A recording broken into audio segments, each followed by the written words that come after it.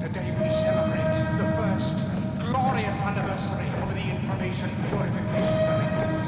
We have created, for the first time in all history, a garden of pure ideology, where each worker may bloom, secure from the pests of vain contradictory thoughts. Our unification of thoughts is more powerful a weapon than any fleet or army on earth. We are one people, with one will, one resolve, one cause. Our enemies shall talk themselves to death, and we will bury them with their own confusion. We shall prevail. On January 24th, Apple Computer will introduce Macintosh. And you'll see why 1984 won't be like 1984.